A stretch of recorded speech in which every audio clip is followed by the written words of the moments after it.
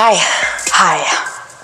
Ariana Madix, welcome to Call Her Daddy. Hi, thanks for having me. How are you doing? I'm okay. Can you explain what the past few months have felt like to you? A roller coaster. I mean, truly like the lowest lows, I think maybe ever, maybe since my dad died, that I've experienced.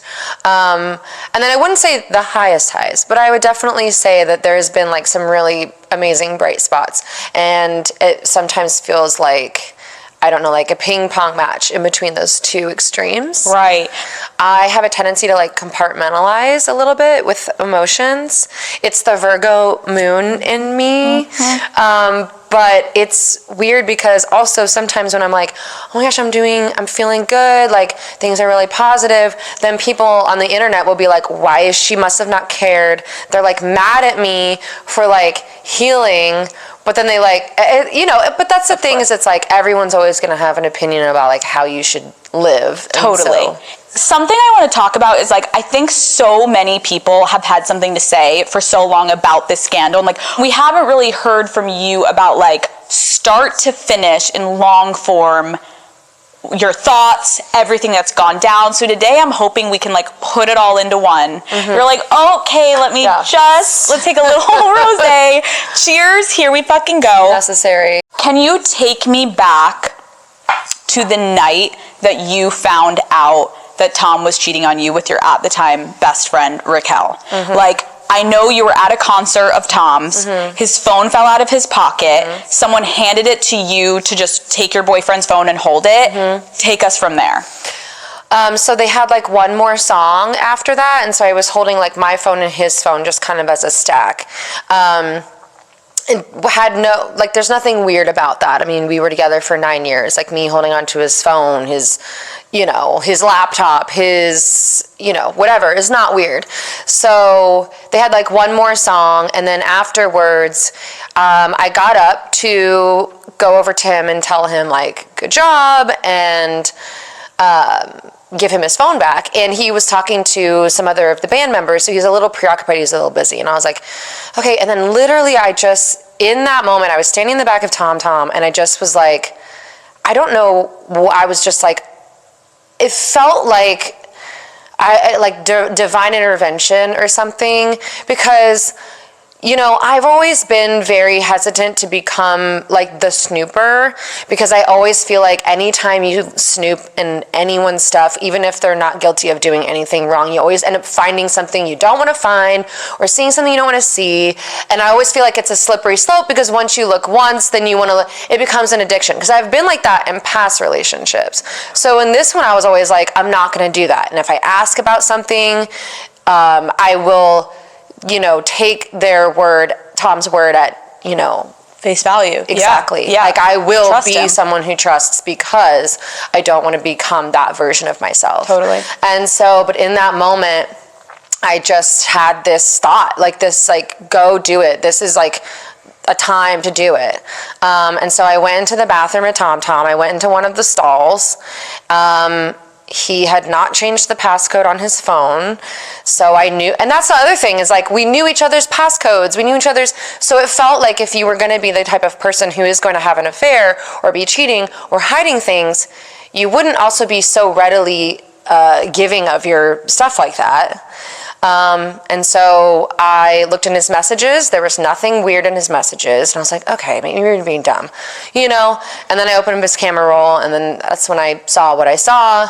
And I like busted out of the stall, and there were like some girls in there that were just trying to go to the bathroom. And I was like, oh my God, I'm so sorry. And then because I didn't go to the bathroom, and I thought they're gonna think I'm leaving the bathroom and not washing my hands, I was like, I promise I didn't pee or anything. And then I just ran out of the bathroom and went straight up to him, and he was like, oh hey, do you want to go smoke a cigarette or something? And I was like, yeah, I do actually. And it's funny because there's a photo of him that I've seen like used in articles and stuff, and it's from literally the moment I was walking up, and his arms like this, and I see that photo and I'm like, that was literally like the moment before. And then we went straight out to the back behind Tom, That's when I confronted him. What the fuck is this? Okay, wait, pause for 2 seconds. Yeah.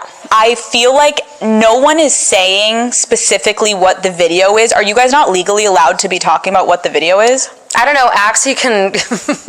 I don't know. Can I say what I'm speculating? Yeah, I Sure. can say.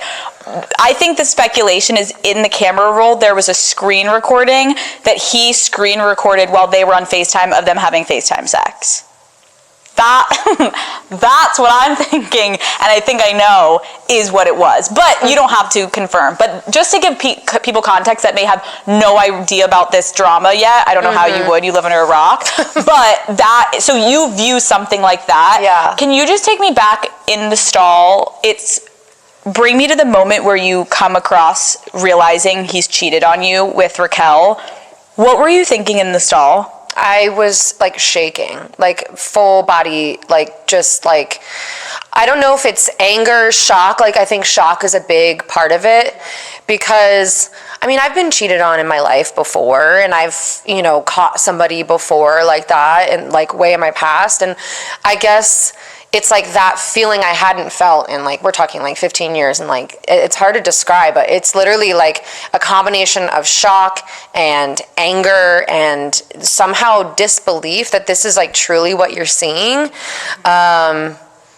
And yeah, and then like there's just, I don't know, it's really like a huge mix of emotions. It is, and sure. like, did you think this was a one-off, or did you immediately think this has been a relationship? I mean, there's no way that it could be a one-off given the closeness of like all of our relationship to her. You know what I mean? So there's no way. And also to feel so comfortable doing that on a FaceTime, there's just no way of it being like a one-time, we just decided one day to FaceTime sex. Like, like drunkenly, I'm like, who should I call? Well, I'm going to call Raquel and just like, no. Right, okay. yeah. So you start confronting him. What does he say? He wanted us to get into a car. He wanted us to get into an Uber and leave immediately. He was starting to call a car, and then he took my phone, and then I was trying to get my phone back, and he ended up walking down San Vicente with my phone, and I was in like boots with a heel, so I was like freaking Usain Bolt being like, I need my phone back. Like, why did he take your phone? Because because I was like, I'm going to tweet about this. I mean, obviously I'm not. But you know what I mean? Like, you say things like that in those moments. You're not like... Of course. I'm not calm about it. I was freaking the fuck out. And he was very concerned about people hearing us. Because obviously we know a lot of people in West Hollywood. We know a lot of people at all the different bars. And we were in the back of all these bars. And he was very concerned about people finding out. And I was like, I don't care. Why would I care? Who am I protecting by doing that? So do you both get in a car together? Mm-hmm. And where do you go? Home? Home. What happens in the car? And when you get home? So in the car, I called Rachel during all of this, after I got my phone back on San Vicente. Okay. I called her, and that's when I was like, if you ever gave a shit about any woman ever, about me as your friend, about literally anything, you need to tell me like when this started, whatever, like tell me. I was hysterical. And that's when she said the part about like after the girls trip, and I was like, you mean when my dog died? Like when Charlotte passed away is what the girls trip was. Like the fact that is not even on your radar at all in describing this. And that's when Sheena came up, and that's when Sheena took her phone and then said, I'm going to call you from my phone. I'm throwing her phone in the gutter. Sheena called me from her phone. I get in the car, Sheena's on the phone with me, and then he gets in the car, and now he's on the phone with her. So all four of us are on the phone together. And it's literally like, why are you caring? Like, why are you on the phone with her? Like, who gives a shit about her right now?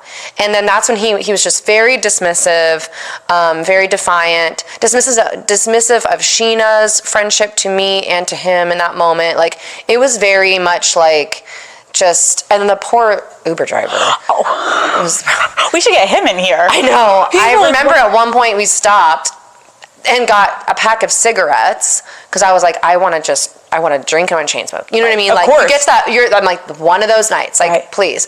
And he went into the gas station, and I was just in the car with the Uber driver at that point, and I was just like, are you hearing this? And the Uber driver was like, yeah, man, this is Uber was like, whoa, but like, give me 5-star, girl. And I was like, so, yeah, like, it was just. So you get home, and this is the part I think I've seen the world be so fascinated, because you guys live together. You own a home together. So you both go home that night. And is it just like a screaming war till like you fall asleep? Essentially, yeah. Do you sleep in the same room? No, not at that point, no. So you sleep in a different room, and like, when you're by yourself, like, what were you thinking? Oh, I mean, well, I made sure to text close friends of mine and of his, because I was like, I am not going to be in a position where, and luckily because of the Sheena of it all, like, at least I was like, no, we're not keeping this a secret. Other people knew. Yeah, so I was making, like, texts were slowly trickling, like, what is happening? Are you kidding me? I mean, I didn't sleep. I mean, I didn't lay down to sleep until maybe like 6 a.m. That was how long we were like going at it, I guess.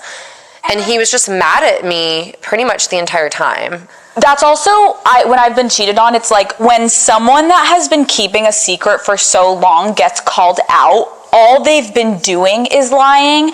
And so I feel like their natural response is lean in harder to like trying to gaslight you, trying to distort your reality, like trying to make you feel crazy somehow and like not take accountability. And somehow you're like, how are we fighting? How are you yelling at me? Like, you fucked my best friend. Yeah. And I'm like screaming, crying, throwing up in this moment. And you're just like annoyed at the whole thing, basically. So that night ends, and what we do know is like when this happened, you guys were not filming anymore. No. So how long after this happened did the cameras finally get in there? So this was Wednesday night. Yeah. And so it was Friday morning that cameras were at my house.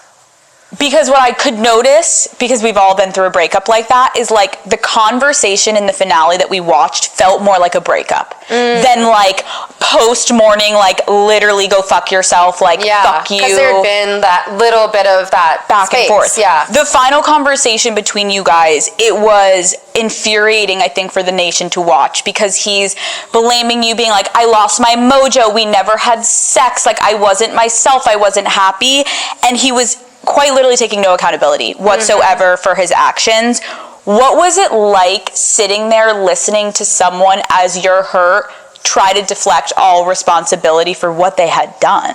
It was awful. It was brutal. But it was also what he had been doing for that past 48 hours up until that moment. So I almost kind of like knew that that's where he was headed. But then listening to it in the moment, not knowing what other people around me are thinking when they hear it, I'm like, you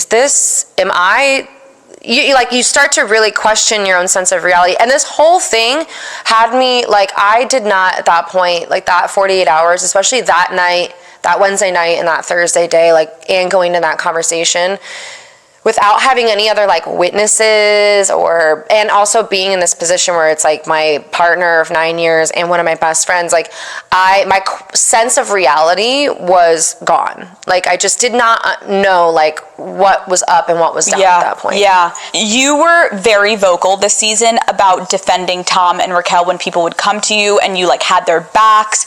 If someone would have come forward, and I know this is a hypothetical, but if someone would have come forward and told you about the affair, do you think you would have believed them, or do you think you had to like see it yourself to believe it? I think I would have believed it if it was told to me off camera.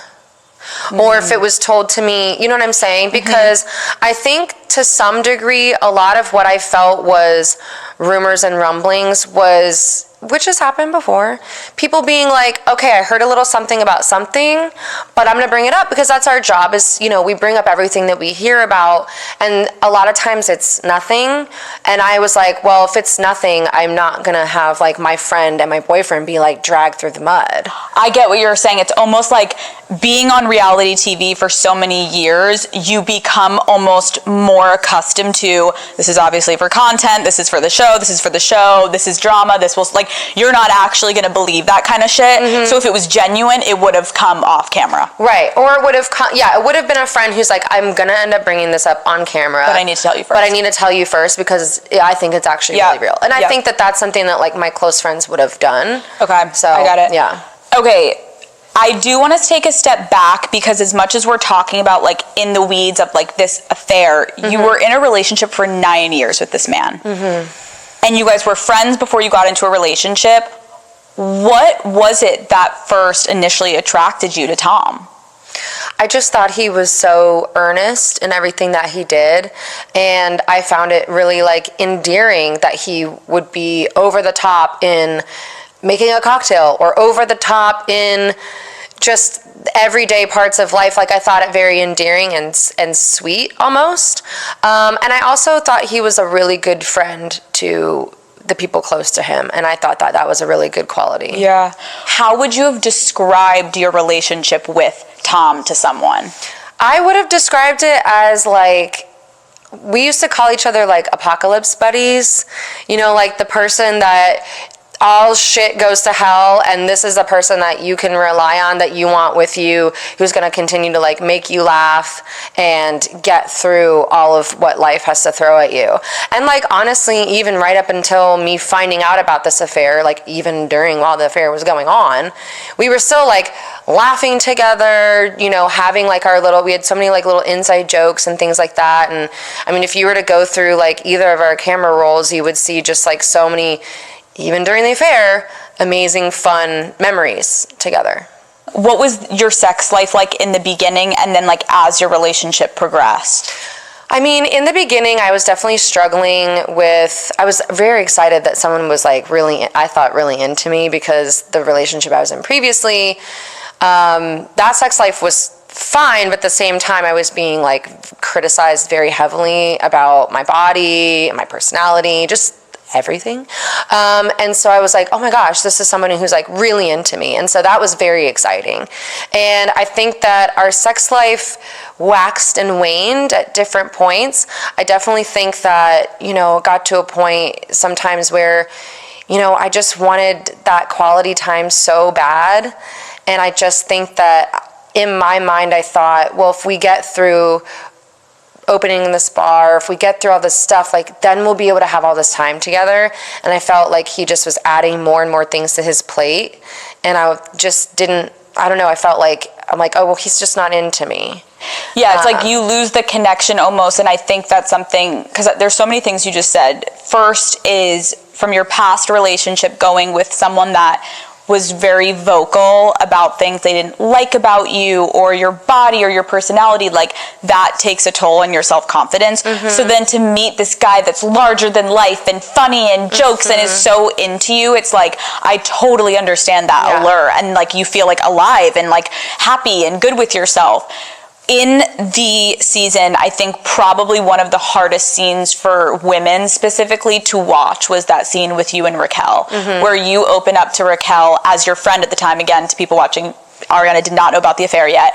And you voice that you feel insecure about your body, and you say, you know, why would he want to have sex with me? And watching her speak to you knowing she was fucking your partner is so painful to watch. But when I watched that, I felt so bad for you, because I'm like, did Tom not make you feel confident and make you feel good? It felt like, you know, he would complain about frequency of sex, and it felt like he wanted to have sex, but I was like, but do you want to have sex with me? Is it about me, or is it just about the act? And that's where I was like, okay, so but what is it about? He wasn't really great with like the words of, you know, like descriptors. I would like, be specific, like what do you like, you know? Right. Like what do you like about me? Yeah, like I need to know those, like I want to know those things. Or I would be like, okay, well, do you like, you know, people have said that they think I have a nice ass. I don't know if I agree with that, but do you agree with that? Do you?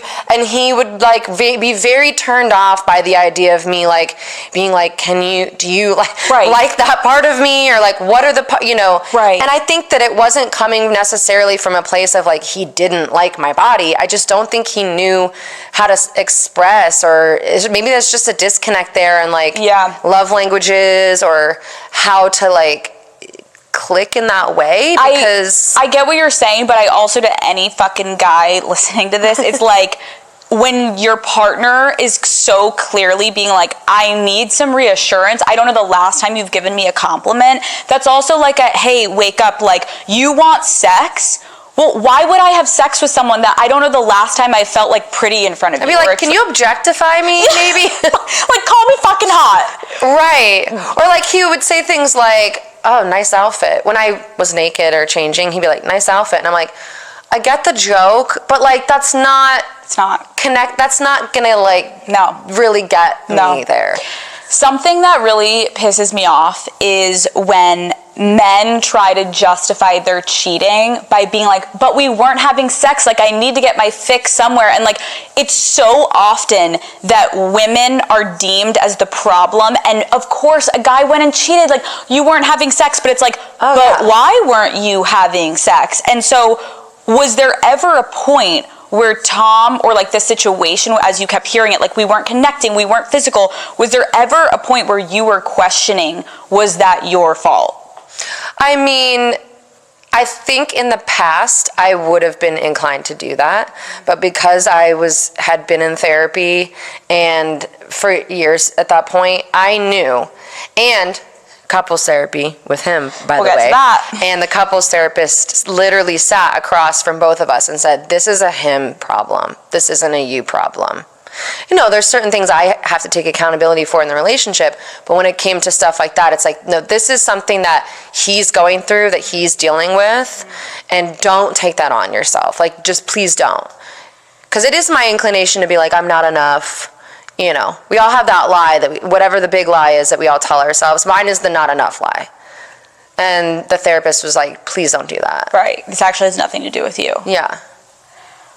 I know hindsight is obviously 20/20, and it's like you can look back and try to, but like, were there any signs of red flags in the beginning of the relationship that you now see? I think in the beginning it was like, you know, he likes to go out a lot. And I thought that was just like the phase of life that we were in. And I would have thought that 9 years later, we would be in a different phase. I think I'm in a different phase of my life. I still like to go out and have fun. I go to festivals, I party, I have a good time. But like, as far as like going out during the week, just for the hell of it, it's not anyone's birthday. It's not, you know, it's not like a dinner and drinks. It's just like that's just not where I'm at anymore. And I thought that we were in that phase together and then we would come out of it. But I feel like he never grew out of it. He didn't really, yeah. When you look back, I know a huge conversation on the internet is your relationship with Tom started by him cheating on his girlfriend, Kristen. You guys kissed. He lied to you and was like, I'm not with her anymore. But then it turns out Kristen was like, we were fully together. So, and people are like, oh, you lose him how you got him. Like, he cheated on Kristen. He cheated on you. Like, how do you feel looking back at how your relationship started and how people are now like, are you that surprised? Like, he did it to Kristen, he did it to you. Well, to be very clear, I didn't lose him. He lost me. So that's right there, sorry. But I think that I trusted in him so much, even like as a friend back then, and I trusted him so much like during our relationship, that I trusted his perspective on things. And I think that I was caught up in whatever he told me, whatever it was that he was telling me was what I was going with. Like, that's not to say like I'm a smart girl, like, you know, I could have dug deeper, but I didn't. Kristen and I are very close, and I love her so much, and their relationship, as she will tell you, it was very toxic, and there was a lot of cheating on both sides there, whatever. I love her. She's amazing. She's a very strong, incredible woman, and she has become like just such a force. I think that it's something that just goes to show that that's kind of maybe just what he does, is he says things like, I tried to end it, or you know, things like that, or, oh, we're broken up, or things like, whatever it is. I would like to think that maybe this thing that's happening right now will prevent him from ever doing that again with any other person, just because I think it's time to put that little tactic to bed. But yeah. When you look back, I'm just thinking like, do you think he's a pathological liar? I mean, it's hard to, clearly in the last 7 months, he was a pathological liar. Yeah. It's now hard for me to look back at 9 years, and if I tell myself he's a pathological liar, then that means that the last 9 years of my life were potentially a lie. But he did say stuff on that finale episode to Sheena, like, we weren't happy and we bought the house as a Band-Aid. I'm like, a Band-Aid to who? Because that wasn't where I was at all. Or things like, there were a lot of things from his perspective that have been said in that episode and otherwise that it's like, oh, okay, well, that's maybe how you were thinking, but that's nowhere near where I was. Right, and also we're in a relationship, so you should have shared that to me, because I would have loved to known that, because I probably wouldn't have bought a house with you if you were like, just to be clear, babe, this is a Band-Aid. You'd been like, the fuck? Like, right, I mean, like, okay, well, maybe we should fix our relationship then now and do that, right? And not do, yeah. Couples therapy. You and Tom got into couples therapy this past year, and after he started the affair. After it was full blown at that point. I didn't know that, but yeah. So when you got into couples therapy, you had no idea about the affair. You go in, and he claims he initiated it. Is that true?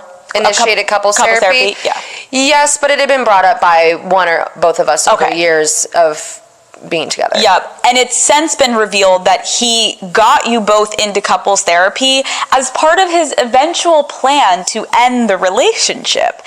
What explanation did he give you as to like why he was so gung-ho ready finally for couples therapy? I mean, we got into an argument one day. Well, you saw on the show, we had that conversation on the couch. And it was that conversation and then like one other one that we had where it was like, I think we should go to couples therapy. And I was like, absolutely, I would love that. We should do that. But it was those things and those conversations that led us to that, to going. And I remember specifically one session, because we would do joint and we would do separate. And in my separate sessions, I was doing inner child work. I was sobbing with her. I felt like I was making leaps and bounds. And he even said, oh, we went to couples therapy and our relationship got so much better. Right. It's like, well, duh. Right. Right. Like, it's almost like a little counterintuitive that if he actually had the intention of ending it with you, why the fuck are you going to couples therapy? I remember even saying after one of them, I was like, okay, so there was a session where it got really intense. It felt like maybe we were ending. And at the end of the session, she was like, okay, so is this, a breakup? Are you guys, and he was like, no. So that's where it's like, I don't know.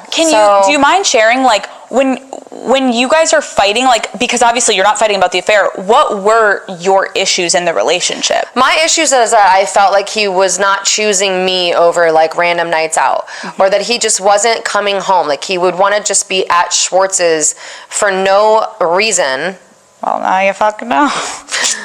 Just, having beers and whatever, or coming home and then, I'd wake up and I'd be like, where are you? And I would like go down, he's just downstairs, like having FaceTime smoking cigarettes and probably, but like, you know what I mean? It was just like the absentee boyfriend I have to do this for work. It was just everything was coming before me and before the relationship. And I felt like, and I needed that connection and that stuff, all that stuff in order to be physically intimate. And I knew that physical intimacy was something that he was saying he was lacking. So I'm like, I don't know how I can meet you where you need to be when I'm not being met where I need to be. Like, how do we figure this out? Right. It's almost like you both couldn't. It was a circle. It's like, no, but come home earlier. He's like, no, but like I'm miserable because we don't have sex. And you're like, but we need to hang out in order to have sex. And it's just like like what I said on the show. I was like, I can't teleport your dick into my vagina from the bar, because if you're at the bar and I'm at home, like I'm here, maybe I'm ready and you're just not there. So how do we do this? Right. Like we can't actually physically do this if you're never present. Well, like exactly. So yeah. So Tom did mention on that Howie Mandel podcast, like things did shift. You started to make an effort. Like, what did you making an effort in his mind, do you think, look like? I think I just was doing my best to be present and going out with him more and trying to be more fun party time gal. I was just trying to be, I don't know, like fun and hot. I don't know. Right. Dude. And like, how the fuck did you feel when you were doing that? I mean, part of me was just like, this is fine. Because again, I was still doing like that inner child work, and it was, I felt like that was really helping me just be like, I love myself, and I'm, that like really changed the game for me. Yeah. When you say doing inner child work, like, obviously share what you're comfortable with, but like, what was something that you were like really struggling with that was clearly like you felt bleeding into your relationship that you were like, I'm gonna work on this shit because like I want to be whole and good with myself? I think like this sense of perfectionism, because I love my dad, but my dad also like didn't come home after work and stuff, and I was always like straight A student, super overachiever, and I think like going back and looking at it, a lot of times I did those things, maybe because I wanted people to be like, I'll be there. So I thought like if I could be the perfect girlfriend or the perfect girl, that they'll come home, they'll want to be around me, and I'll be enough. I won't have to be me tap dancing, doing shrooms and hang gliding. I can just be me, and that will be enough. Isn't it so fucked when you get into therapy also? You're like, oh my God, like, is it this obvious of like, I'm dating a version of my dad, or like I'm dating you're like, how did this happen? Like, my dad didn't come home, Tom's never fucking home. Like I hate to speak ill of I love my dad. He's a great person in so many ways, but he would, sometimes just be like, okay, well, there's a random dive bar down the street. I'd go do that instead of coming home and helping with homework. But it also makes sense, Ariana, because weirdly we are attracted to things that are familiar to us. So it's like, if that is what you were growing up with, weirdly, you're like, oh, I fucking got this with Tom. Like, I know how to deal with this. I can do it the right way. Like, oh, I can do it right this time. I can like, kind of do it all over again. And be better. And actually, he'll come home, watch, like, and then it's like, actually, you deserve so much better. That's actually not on me. It's on them. No. Yeah. You want someone that's actually wants to come home, and you don't have to beg them to be like, come on, like, show up, be there. Right. You said that you hadn't considered ending the relationship before all of this came out. Were you truly happy in this relationship? I don't know. I think I was a version of happy that I thought was, I don't know, what I wanted. And I also felt like the bones of the relationship were good, and I felt as though the potential for the relationship to be just incredible was there. And I think it was the potential and okay, if we can make it through this time. The Fred Again song, We Lost Dancing, I literally, the night that that Schwartz and Sandy's had their last opening thing, I was driving Tom home, and I was like, just listen to the words of this song. And in the song, when I think it's the Blessed Madonna says, if I can make it through this next 6 months, what comes next will be marvelous. And I literally was like, if you can get through this, if we can get through this opening of this bar and whatever, what comes next for us will be marvelous. And I just cannot believe that he had already been having, at that point he was already, I don't know, but it must be such a mind fuck where you're like, which I also want, because I know I've done it too, where like I remember when I was getting cheated on and I didn't know it at the time, and you're making such an effort and you're like, I feel so fucking stupid, like how dare, and it's like, no, you're not stupid. You were trusting the person you were in love with. Yeah. And so it's like, you also have to wrap your head around like, this wasn't your fault, but it's like also crazy now that you remember these details of you putting in so much fucking work and being like, we got this, Tom. My only question though is like, 9 years. Now when you look back, because you're like, oh my gosh, like I was like, I was obsessed with like the potential, like I really wanted the potential. 9 years in, if you're still fantasizing about the potential of what a relationship could be, do you now have any ability to look and be like, if I didn't You know what I mean? Like, or did you feel it in the first couple years and then it dropped off? Like, was it always like this? I feel like things would kind of, they would wax and wane. They would be ebbs and flows. And I feel like we would have so many amazing times. So then if there was like a couple weeks that were like not great, or if I was like unsure about something, there was so much other stuff that was great. Or I would be like we would be laughing hysterically about something, or that it was almost like, I think, hard to say, oh, this person's not right for me, because I also had never been in a relationship that long before. So it's hard to know, like, what is it supposed to be like? You know, because I think my longest adult relationship previous to that was, I think, like 3 years or so.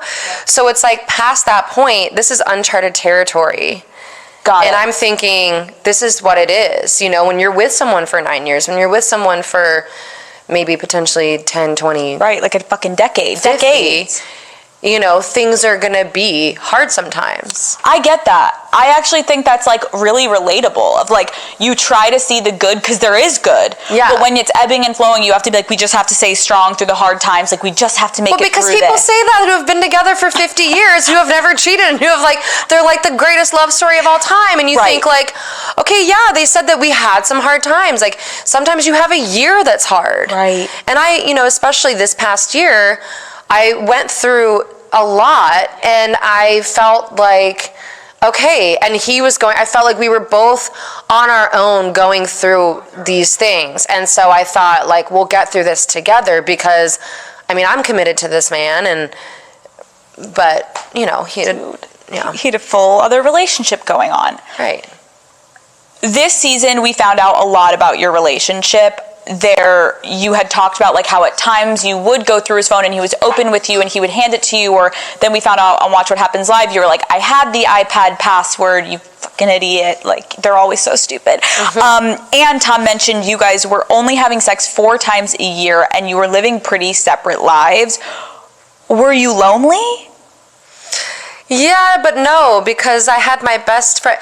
So he would be so jealous of me hanging out with my best friend, Logan. Right. And he would be like, I feel like a third wheel when I go out with you guys. And I'm like, well, because you go outside and you are on the phone, or Yeah. And so it's like, I don't want that for you, but so I filled that absence of him not coming home and not wanting to do the same things that we wanted to do. I filled that absence with the most incredible people I know, which are my friends.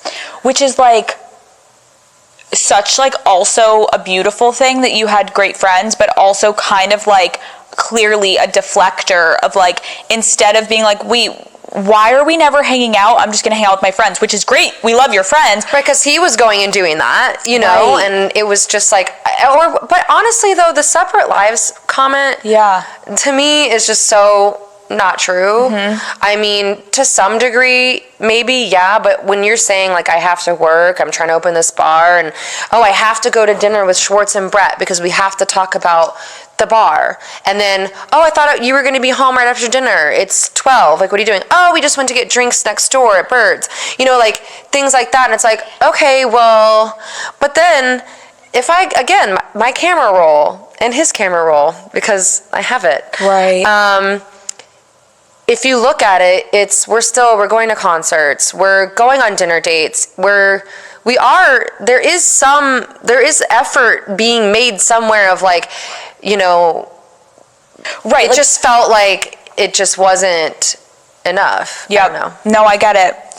You obviously mentioned you went through a rough year. You lost your grandmother. You lost your dog. I'm so sorry.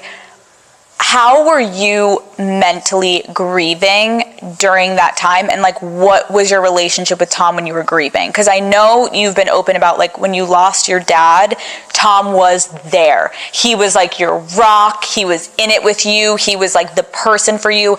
And this time around was very different. Were you concerned at all, or were you just like full grieving? You didn't even like give a fuck and pay attention? Yeah, I was full grieving, because my concern, with Charlotte, my dog, he was there with me. He held her as we said goodbye. We literally said goodbye to her together, and then we went home, and I put on my comfort movie, which is Love Actually, and we drank wine, and we laid on the couch together and just like mourned together. And so I thought we were like fully on the same page there. I also know that like when it comes to, it was the summer, we do have to, we have to film. We have to go do stuff. We can't stay at home forever. Mm-hmm. And so a lot of times it would be like, okay, well I'm going to go film this. I have boys night or this or that. And I was like, go do it, because this is what we do. Yeah, it's like your career. Maybe I'm not ready for that yet, but you go do it. Exactly. And so I definitely had no idea that, he would betray me during that time, because I thought he was also grieving. When it came to my grandma, I was so concerned with my mom. So I flew home to my mom, and then I flew back, filmed the rest of the season, which was like 1 week left. Mm-hmm. And then I flew back again to Florida and was there for like 2 weeks. It was during the Hurricane Ian and everything. And I just extended my stay beyond the service and everything.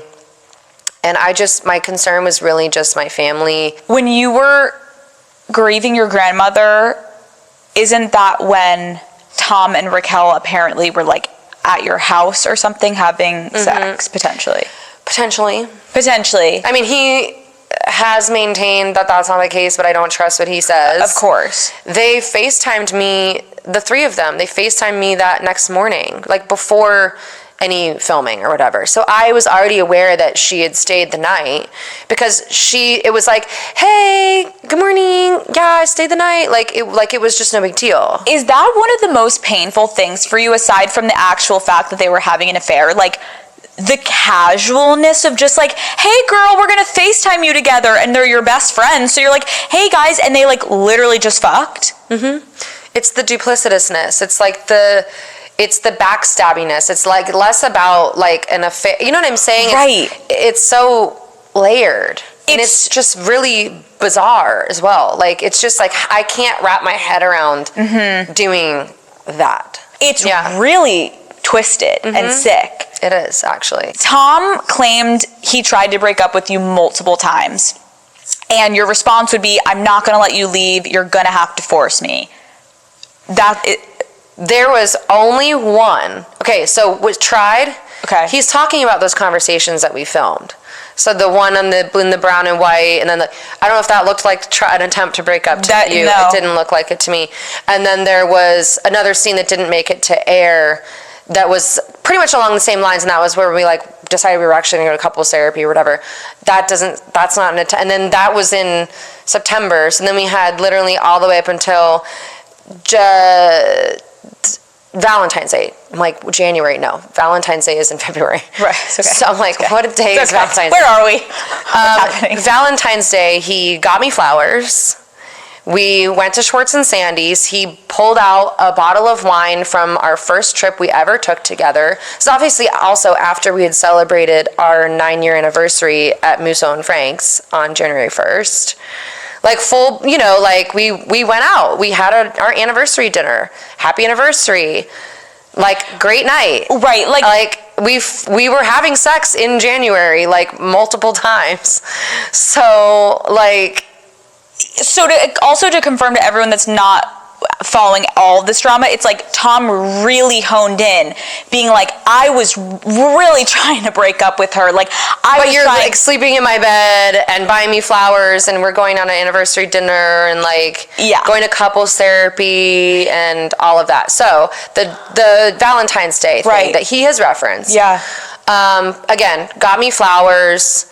We went to Schwartz and Sandy's for dinner, brought a super special bottle of wine that was special to us. I got dressed up. I put like little hearts on my face. He was like, you look so cute.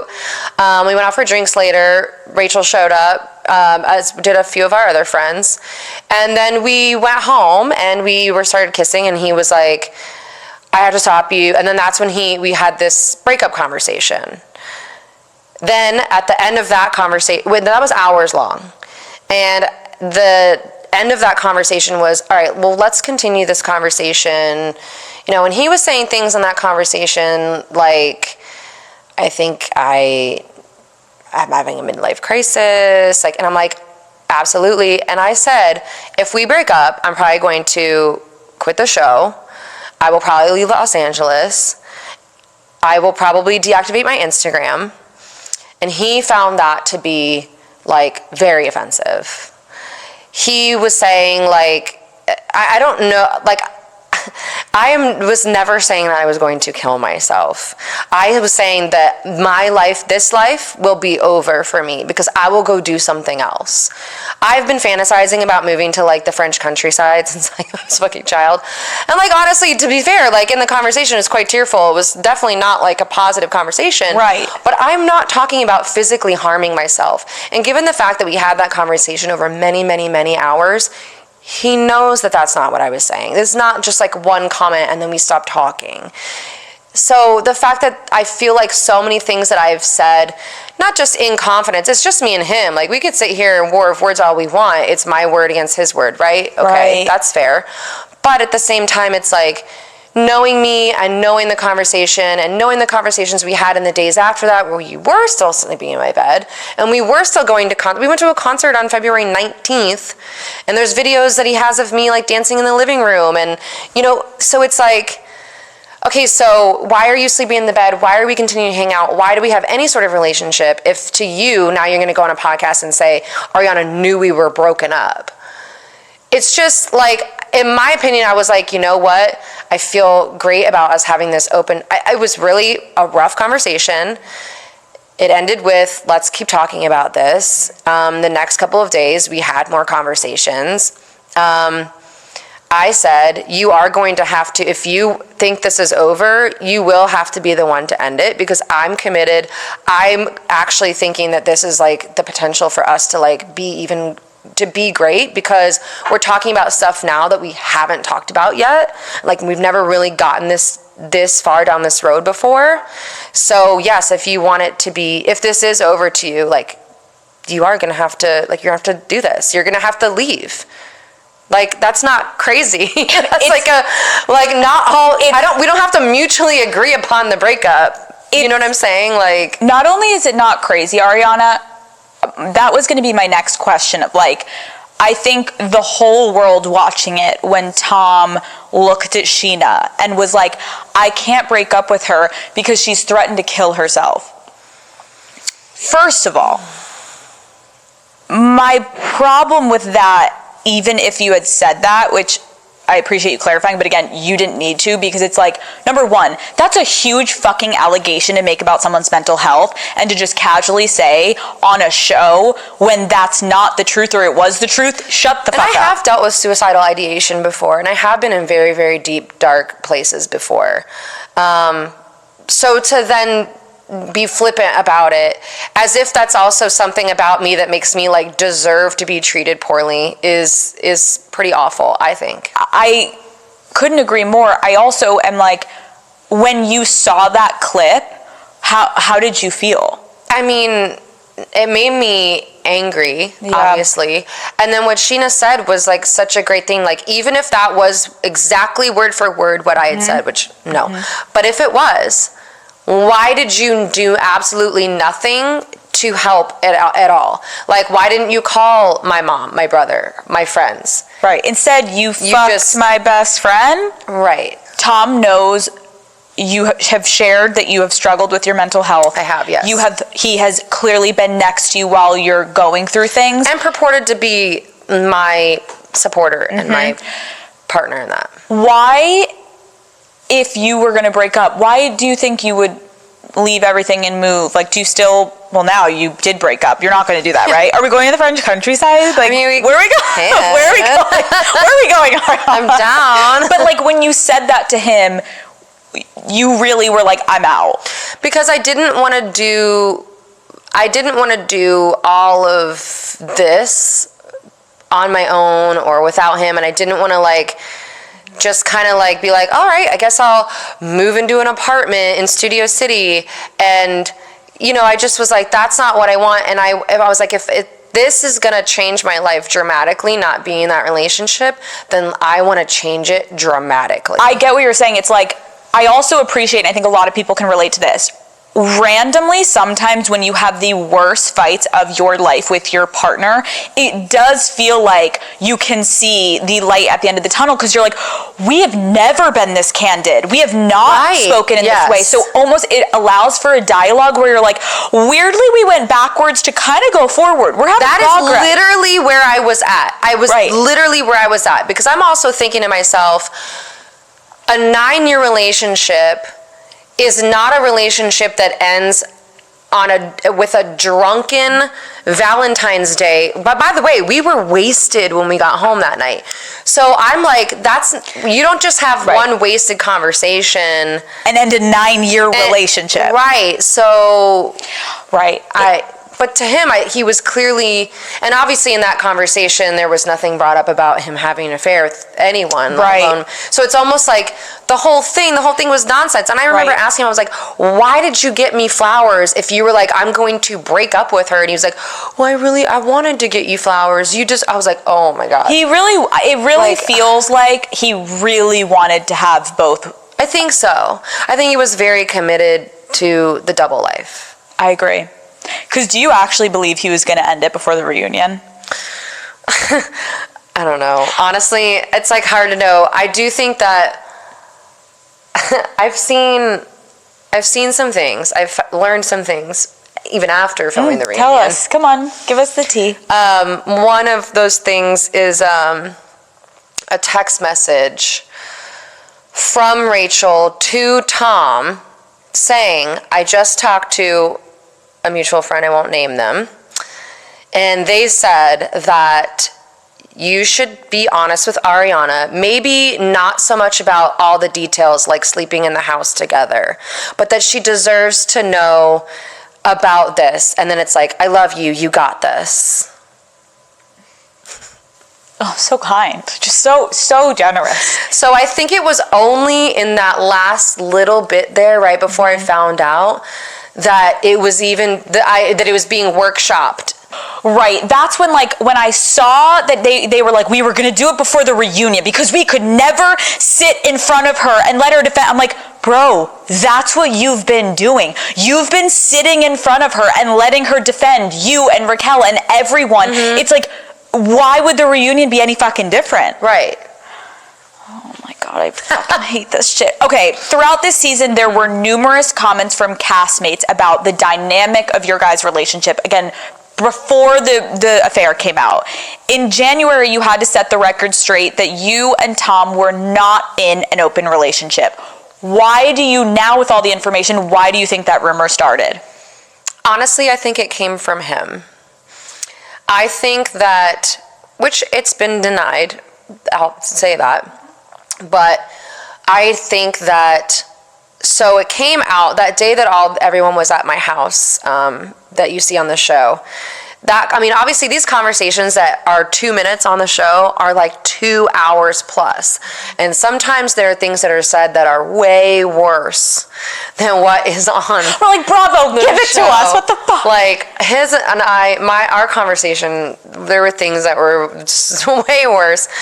And then in that conversation with all my friends, I think it was Sheena was like, so one of our friends, back when this stuff started coming out and rumors were rumbling, it was apparently Rachel told a mutual friend that she thought me and Tom were in an open relationship because apparently he told her that at one point.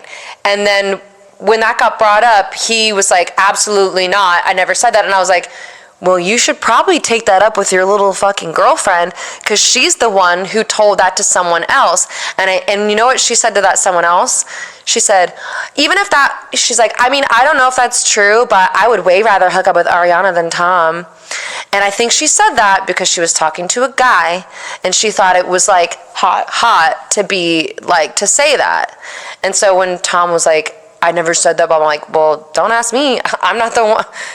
That's information that's being brought to me that she apparently said. It's weirdly, I do think in a strange way that is helpful to know, because that narrative, now knowing what we know, it's like that didn't get put out into the world by like no happen chance. Like it's not like everyone's like Sheena and Brock are in an open, and it's like, you know what I mean? It's like now knowing there's like a kernel of something that was planted somewhere that turned into something else. Right. Yeah. Like someone fucking knew it was an open relationship, but it was one fucking side. There's one person, yeah. Because the other person's like, absolutely not. You're like, I would have loved to have known. I would have been like, let me know so I can, like, you would have loved to know like many times earlier. So you're like, oh, let me get on the same page. You're fucking Raquel. Got it. I'm out. Right. Like he was operating, telling people that probably so that it wouldn't get back to you, because it's like an unsaid people go, thing. oh, Bill, then they must have some sort of like trust, some rule, and so I'm not going to bring it up to her. I mean, that sounds fairly likely to me. Absolutely. Katie at one point said something along the lines of, Ariana doesn't care, she just cares when people talk about it, and she doesn't want to look dumb. Comments like that insinuating you and Tom had a different relationship and understanding off camera than on camera, and those comments were pretty heavy throughout the season of like, they've got this thing on the side that no one talks about. I remember Lala went on a podcast and was like, they are the most different off camera. Like, how does that sit with you? I mean, to be honest, and I do love Katie and I do love Lala, but those were people who were not really in our inner circle, like whatsoever, for the last many years. Okay. And I don't think anyone within our inner circle would ever say anything like that. If you were to interview Logan or Brad or even Sheena, they would not say that. And those are people that we spent like a lot of time together with, went on trips with, things like that. So, I mean, I get to them, maybe they think that that's fine, but they were not in our inner circle. Prior to this scandal, there had been other rumors of Tom cheating with other women, and it was disclosed in the finale that you did know about one of them in Miami. You guys weren't official. You talked about that.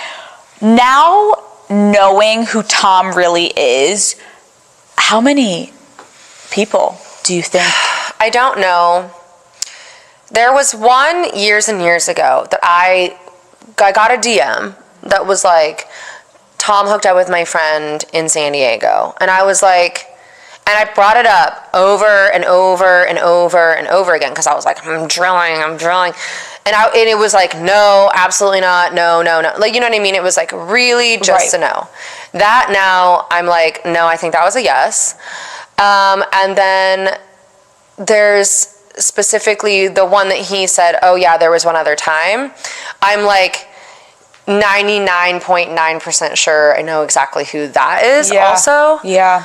But that being said, how many? Like, I don't know, because it's like, I don't know. Because I feel like he was so, I mean, there was stuff that he was getting away with that I learned out about like within the last month. Like what?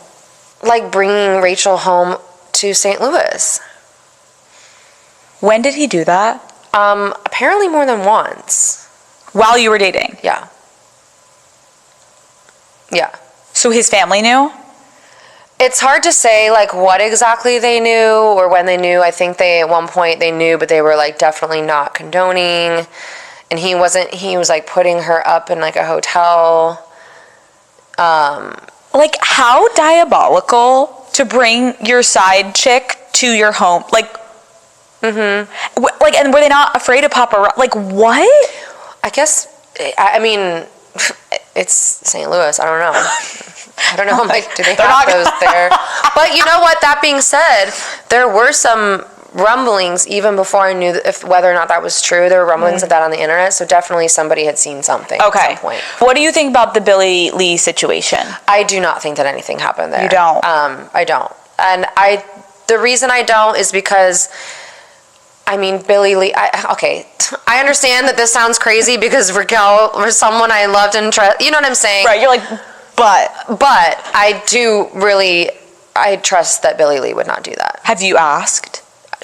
We've talked about it. Okay. Yeah, based on people saying things online, she's been, Right. Yeah. Has anyone reached out to you since to be like, I also hooked up with him?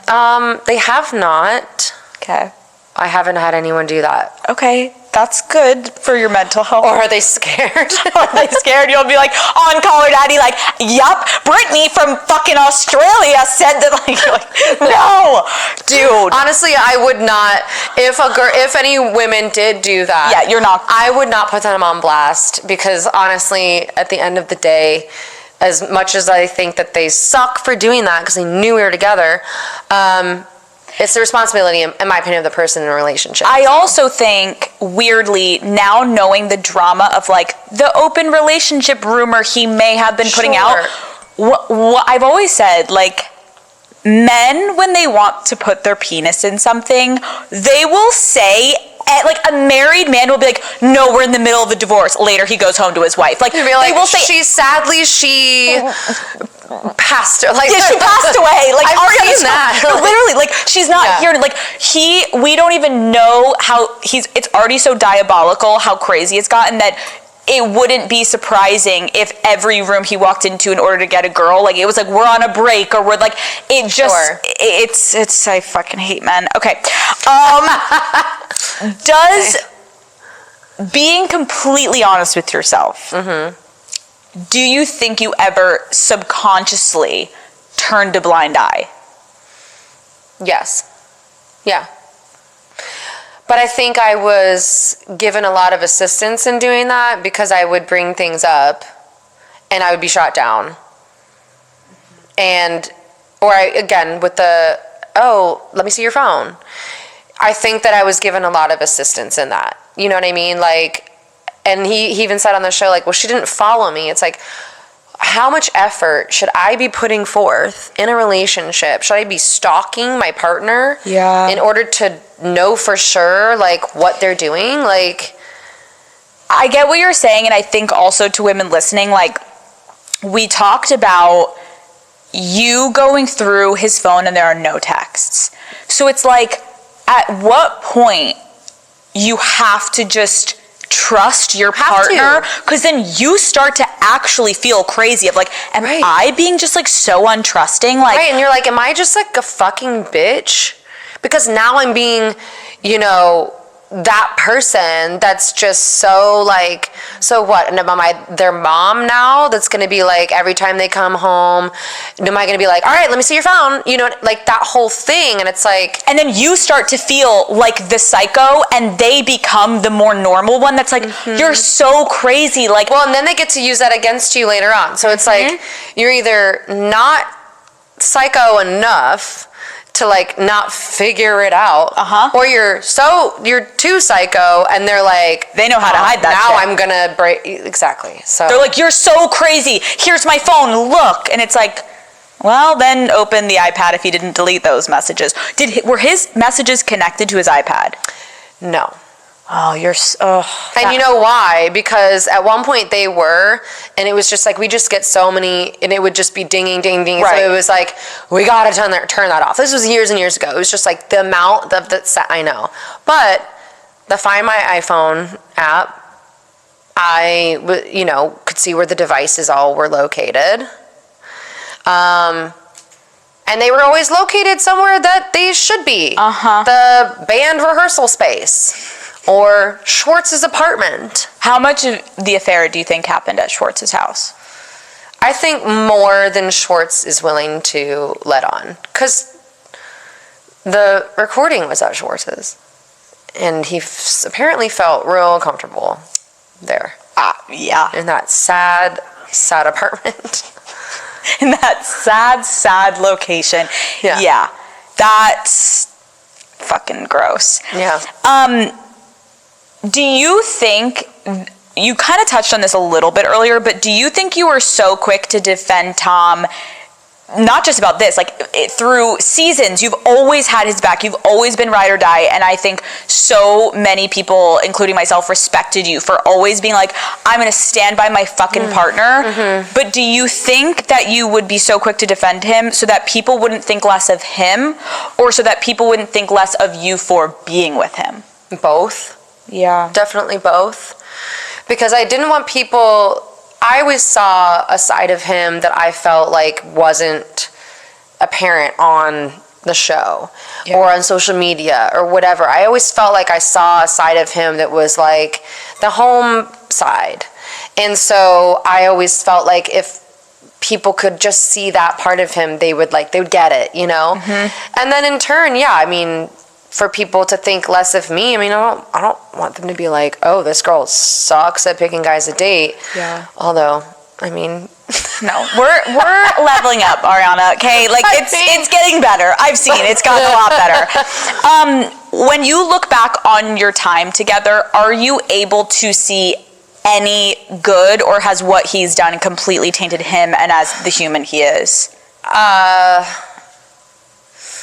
I don't think I'm there yet. Mm-hmm. Although some of these edits on TikTok that come on my For You page that have like ceilings, that ceiling song is playing and it's like cute clips of like I can't, because I feel like, I mean, in that regard, I'm like, oh, that's maybe almost getting me there.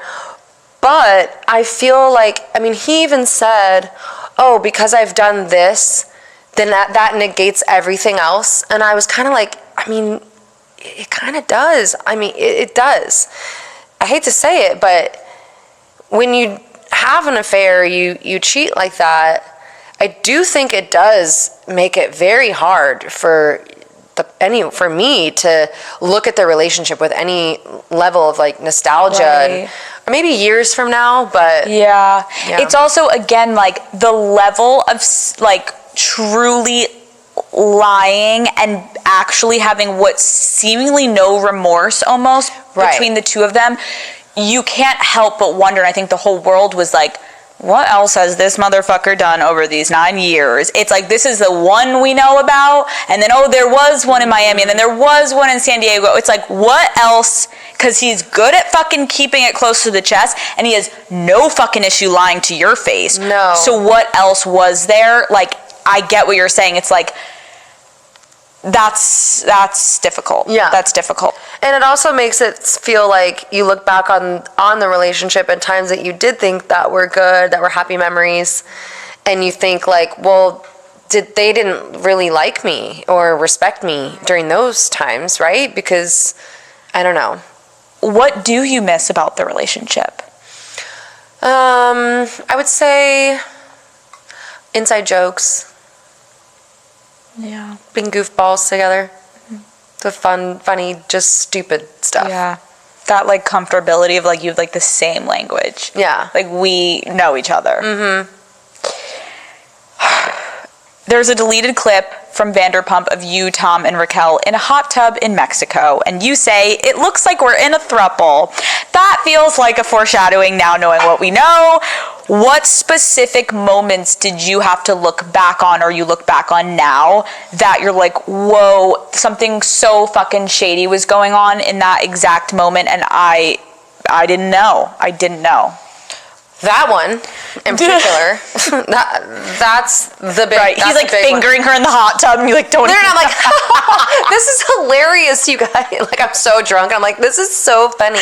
And by the way, his whole thing about like skinny dipping and hang gliding, I went hang gliding, and I clearly went skinny dipping. Like, I don't know what the hell you're fucking talking about.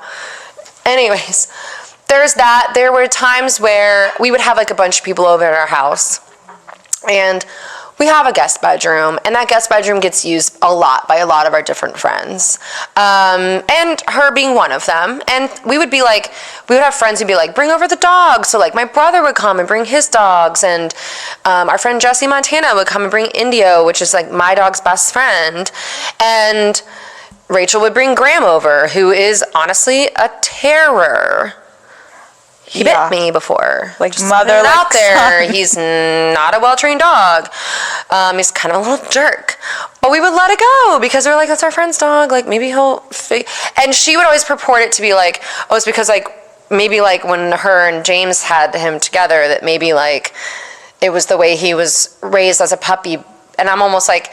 Clearly, James was not the problem. Like, I try to, like, move the food bowl, and he will try to bite me. Like, he's crazy. He's very cute. But sorry, crazy. It's not his fault. Right. It's not his fault. Right, the owner's fault. Train your dog. Yeah. Anyways, We would have people that would come over, stay in the guest room, stay on our couches. Like, it's a very normal thing. And sometimes I'd be like, all right, well, it's like 2. I want to go to bed. Can we, like, turn the music off? Or can we... And my poor neighbor has so many times been like, hey, like... And I'm like, I'm not even down there anymore. I have to, like, go down there and be the person that's like, can you please? And it just was, like, so annoying. And there were times where I would, like, go up to bed or whatever because it's late and I have a life and a career and responsibilities. And, 28-year-old failed pageant queens don't. And so they'd be able to stay up super late and hang and have no reason to get up the next morning. And that's fine if you weren't fucking my boyfriend also at the same time. And there were times like that where if I could go back and be like, what's going on? Right. Things like that. Do you think they ever had sex while you were upstairs? Yes, I do. I think they had sex in my guest room while I was sleeping in my own bed, that he and I went to bed in together and then he left the bed and went to the guest room and fucked her. Yes, I believe that. God bless you. God bless you. Ariana, that's like trust issues, like how, like fuck him. Because how do you even begin to like trust someone after like that level of like 9 years with someone and they're that fucking comfortable in the home that you co-own? Yeah. Oh yeah, and like when people say Tom's house, I'm like, excuse me, it's my house. We own that house equally, so I don't ever want to hear that. In one episode, you said Raquel is kind, sweet, and loyal, and has just been a delight since the day I met her. How would you describe her now? Oh my God, lost.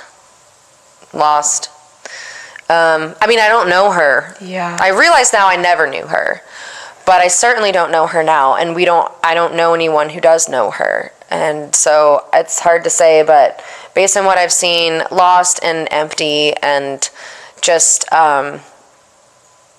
potential, I don't know. Yeah, I think a lot of it's hard to say, because it's like I don't really know what's going on. Some of the behavior has at times seemed sociopathic, but at the same time, I'm not really sure, like, what is the real deal.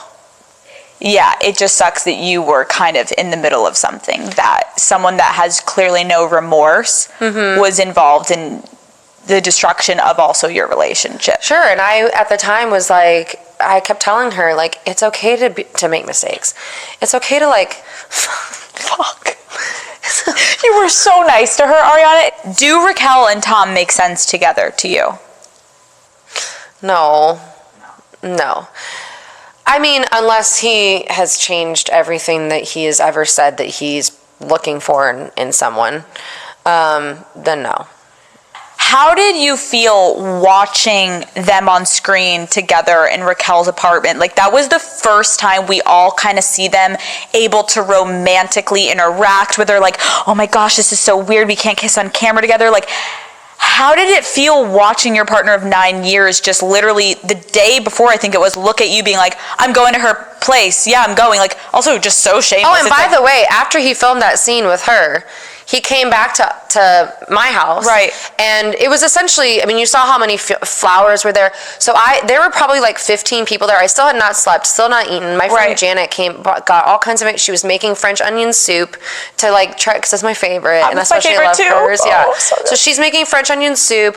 Our friends had all brought over like wine, and we were just watching Drag Race, and it was essentially a funeral, right? Because these were all also people who were friends with him and were friends with her, and they were like, we've lost these friends because we cannot, like, in good conscience, there's nothing, we've lost them as well, because we don't want to, there's no way, I can imagine, if he's willing to do that to me, is he willing to do to you? Like, exactly, diabolical. So I can understand, and so he walked in the house after filming that scene, yelled at everybody, this is his house too. He referred to it as a party, that I was having a party.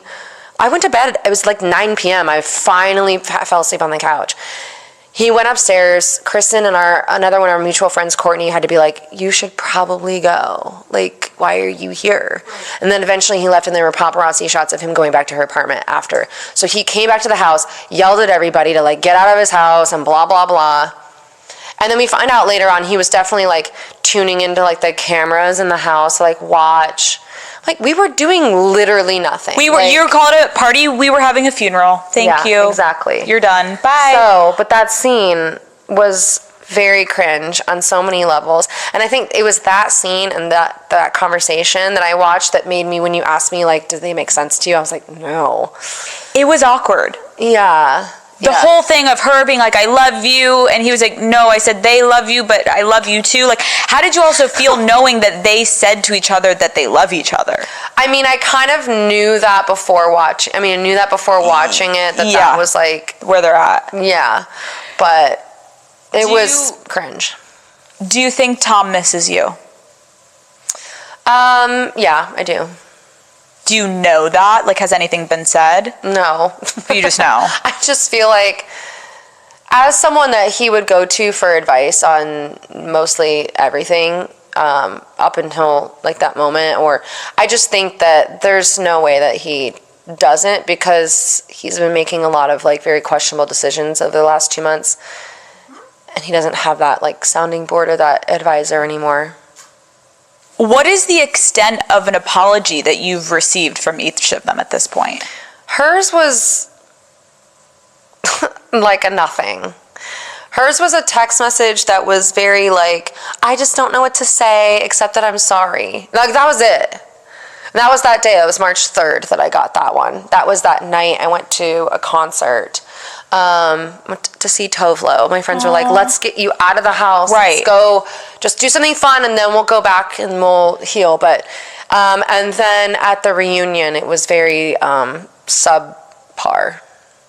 It was like a rehearsal speech, and I was just like, shut the fuck up. Right. It's like someone told you to say these exact lines. Like, nothing is inside here. Yeah, nothing had clicked. I didn't feel like it was genuine. Also, that kind of text message, you're like, that is the kind of text messages you send when, like, you were a bitch the night before because we were drunk and you said some things and you're like, I'm really sorry. I don't know what to say. I'm embarrassed. Like, you had a almost year affair with my boyfriend. Like, maybe you should send multiple pages of an explanation and, like, okay, and what about Tom? Well, obviously you saw I told you how that night went. The next day, not much better. And then that scene that you saw, which was 2 hours, and there was a lot of like way worse things that he said. Like what? Like, what is he saying? Like, at one point he was like, oh, well, I'll keep taking care of the house like I always do. What is his obsession with like the batteries and the fucking toilet paper? He's like, I take care of this house. Like, he has an assistant.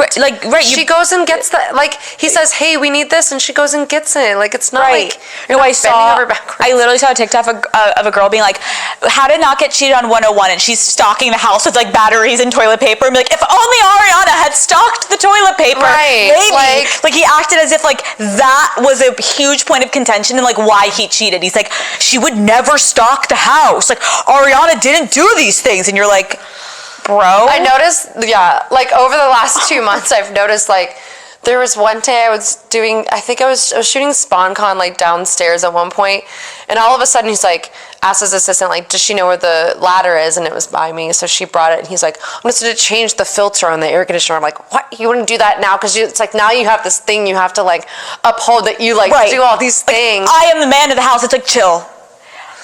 Yeah, so it's so cringe. Would you go back and change anything you did?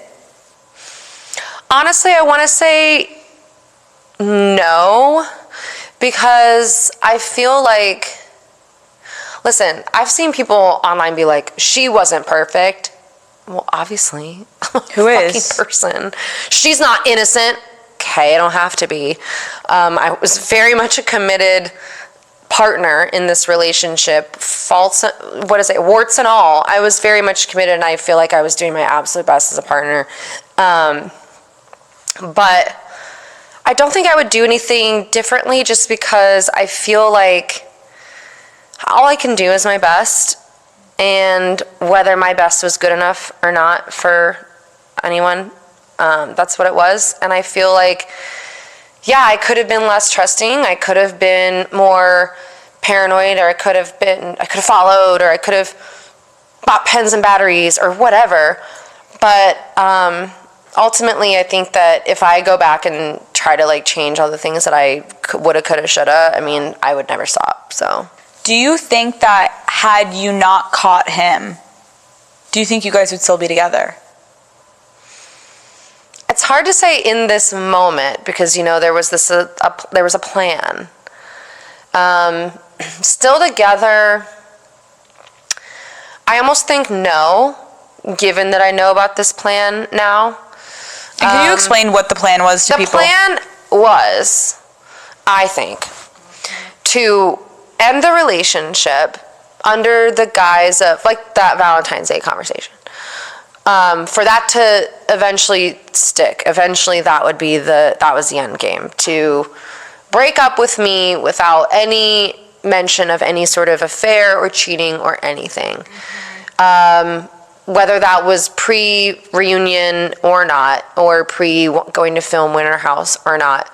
And then, you know, go about whatever, and then they would just start dating. Yep.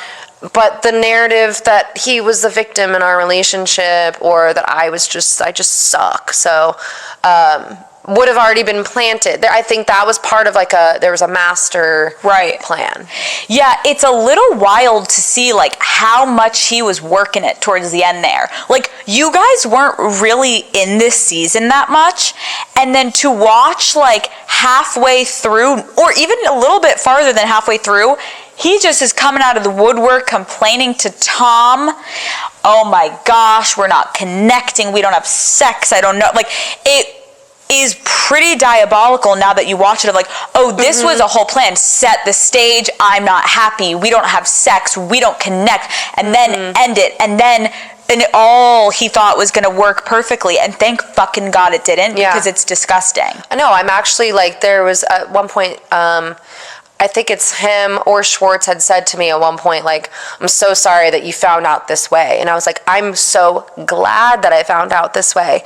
Because if I had found out the way that y'all had planned, are you kidding? Like, it would have been, I would have been just a cog in the machine of this whole narrative, this whole thing. Do you ever think back to like that night with the phone and you're like, thank God? Yeah, and I also think, what was it? It felt like a beam, like, I hate to say a lightning bolt. No, literally. But it really, truly felt like a lightning bolt of, do this right now. And it's like, I don't know. That's why I say, like, it felt like some sort of divine intervention, because, like, and I'm not like I don't really believe in God. I'm not God's, like, I'm not a religious person by any means. There was something that just went, like, something went off, and it's so weird because I don't know how else to describe it. Because, like, so many other times he even asked me that. And he was like, why didn't you go through my phone, when I was sleeping or whatever? And I'm like, because I just didn't ever want to do that and be sneaky like that. Like, I don't want to be sneaky, and that makes me feel sneaky. But yeah. Thank God. A woman's intuition is never wrong. What have you now uncovered that repulses you about this whole situation? The flying her to different places. I know that she was that Watch What Happens Live appearance where Schwartz was covering his mouth and acting all weird. Yeah. It's because she was in the hotel room. She was there in New York. I know for a fact. He was using like other people's credit cards and things to like basically making them pay for things and then Venmoing them later, so that like it was just really messed. And you know what? Honestly, it makes me really upset because I feel like he put people in a position that they felt like they didn't know what to do. And I feel bad because I feel like I can only imagine how heavy, like how much that weighed on them. Yeah. Like, this was a whole fucking operation that he started to get running, where it's like, the credit card here, have someone book her in the hood. Like, it was like, who knows how much farther it would have gone. Sure. And having the band and the touring and stuff like that, I feel like was a very easy way to be like, well, I have to be out of town, and then she could then be flown to wherever that show was. And I would have no idea because he's coming home exactly when he's supposed to come home. Right. Of course he's out late, he's playing a show. Like, there's nothing about it. Like, was very good with that. It does start to make you wonder, is this band just a whole cover for this affair? Because, like, objectively, I know you were in love, Ariana, but, like, it's not great.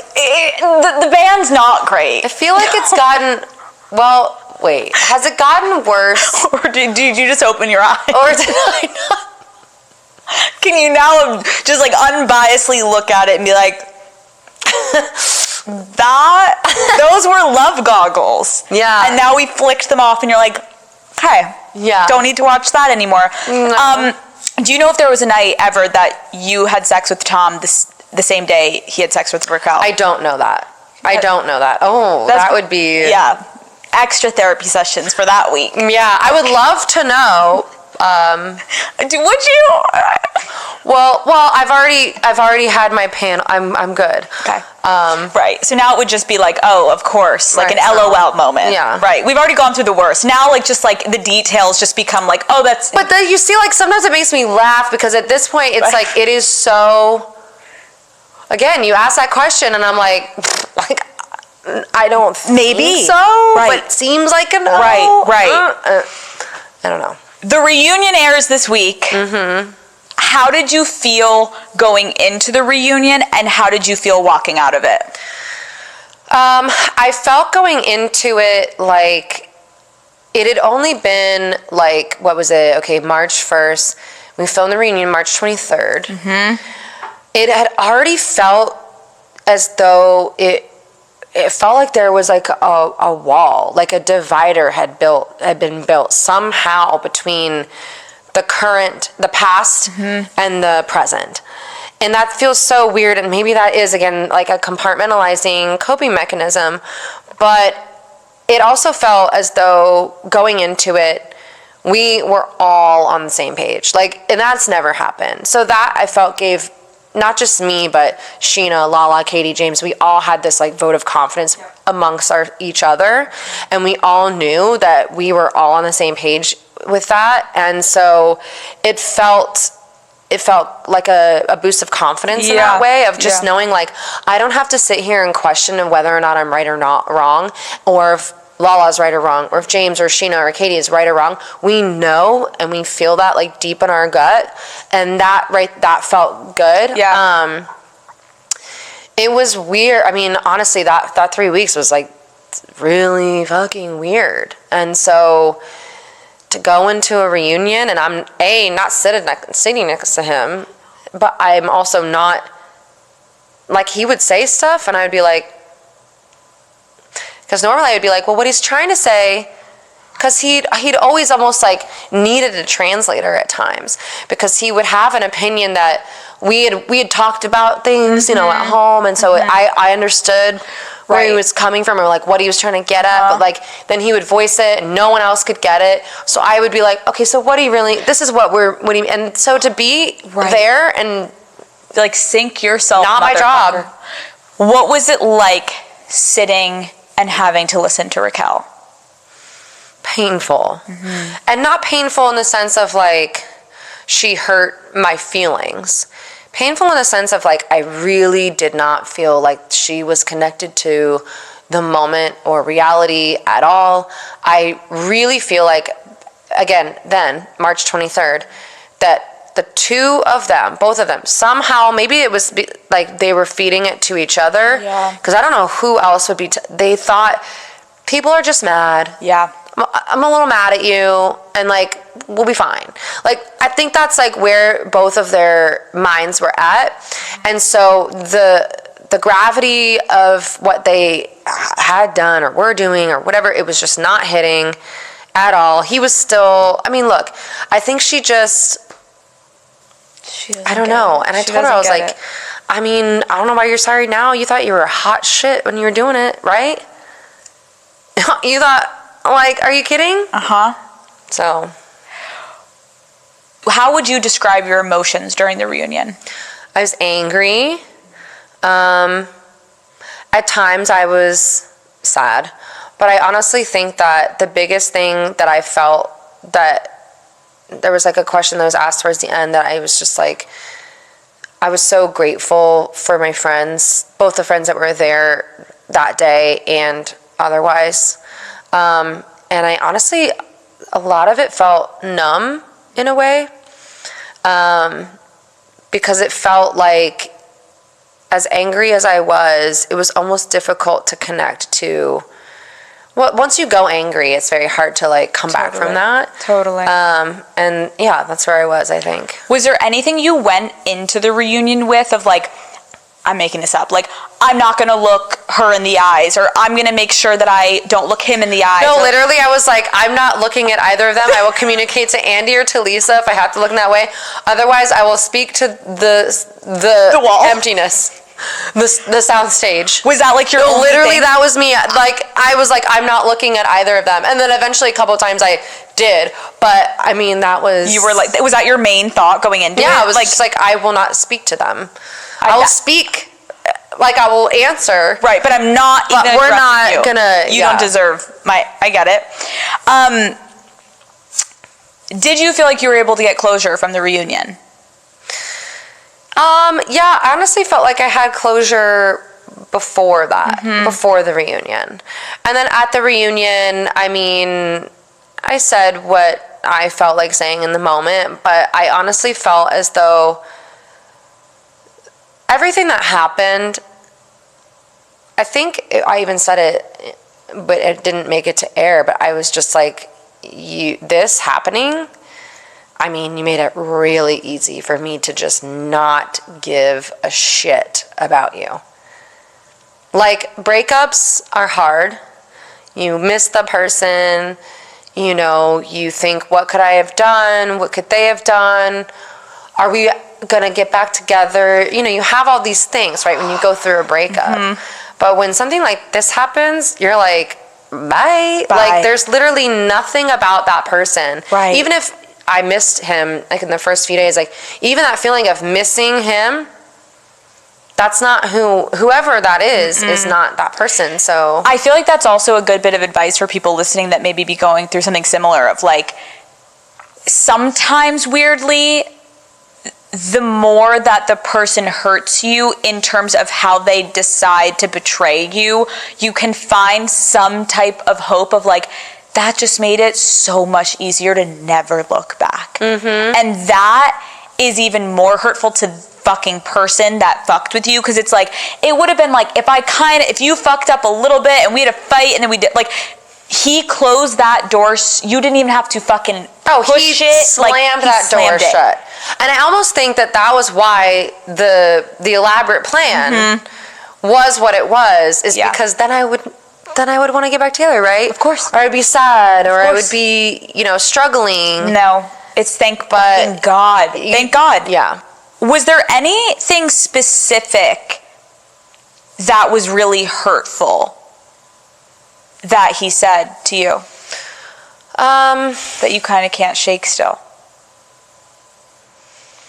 I think it was the way that he weaponized any struggle I've ever had with my mental health. That to me was like the most hurtful. Apparently, there is something so wild. Okay, yeah. Like, there's something so wild that's going to be revealed in the reunion that could potentially have you guys not want to sign back up to be on the show. Have you thought about? I know your group chat must be going off. Like, no, we all are just. We haven't even. I'm very like. Because I've talked to like our showrunners and stuff, and I'm like, I think I know like what the deal is, but I am like not entirely sure. There's a couple things out there. Raquel's pregnant. I don't think so. Affair started during James and Raquel era. Maybe. Right, but like then is that crazy? Right, because what difference really would that make? We all hate them, we still hate them, okay. Yeah. Lisa knew the whole time? I don't think so. I don't think so. She would have brought, here's why. She would have brought that up. Right, like I had very early on. Because again, there's a lot of speculation of like things being staged and whatever. Right. This all happening after filming, just from a logistic production standpoint. Not to mention the fact that like this is my real life and these are my real feelings and this is something we're really going through. Right. But for those naysayers, just from a production standpoint, something like this happening months and months after we're not filming and there's no cameras around and they had to borrow a crew from Housewives of Beverly Hills to even film after, that is a nightmare for production and for our show, because they want everything that's going to happen. It's like you want that to happen in real time while we're filming. Of course. Because otherwise, you lose it. It's gone. It's hearsay, or it's this, something happens off camera. That's like not ideal. Right. So again, if Lisa knew, there's no way. That's not possible. The last one I have written down, which I think is, this would be fucking awful. Raquel hooked up with Brock. Oh, no. I don't think so. No, there's no way. What is something that could come out that would make you not want to go back to the show? I mean, anything that like makes me feel unsafe. Or for my dog to be unsafe. And it's something like that. It's anything safety-wise would be, I think, the only thing that would make any of us be like, we're not coming back to film. But, I mean, I can't see that. Like, what the fuck? I know, I guess we're going to see. I kind of have an idea. Do you want to tell us your theory? No. You can't. I'm like, okay, you'll tell me off camera. You're like, then I really won't come back to film. Yeah, then you're literally kicked the fuck off and I get sued, so that'd be fun. Okay, but you think you have an idea. Yeah. Is it as bad as everyone's speculating? I don't think it's something like that crazy or that wild. It's just like more drama. Yeah, I think so, but I don't know. Because again, like, I haven't seen it, so I don't. I get it. Okay, let's get like happy for 5 seconds. Okay, yeah. Okay, because should we have more rosé? Yeah, can we have a little bit? Yeah, let's pour more rosé. What I appreciate in you being really open today is like I said to you when you walked in, this is sadly really fucking relatable. I remember sitting on the bed in New York City and being like, he hasn't done anything. I just have the fucking feeling. And I looked him in the eyes, Ariana, and I said, I need you to open your iPad. And he's like, I'll give you my phone. I said, no, the iPad. Oh my God. So what was it on that? What was the... Fully having a sexting nude with his nutritionist. He was a professional athlete, and he would show me his nutritionist all the time. Like, she recommended the bison, and I'm going to eat the bison. Oh, right, because he's like, her advice is like so great. And he would talk about her. He would talk about her to me, and I remember when he opened it, she was not the first person I went to, because I was like, okay. You're just saying, her. But you know what's crazy? I didn't even need him to open it. The minute I asked him and I put it down in front of him, I pulled it out from my back. I said, open it. He went ghost white. I didn't even need him to open it. I was like, Like I knew. And then I saw it. And I remember going into the bathroom, throwing up.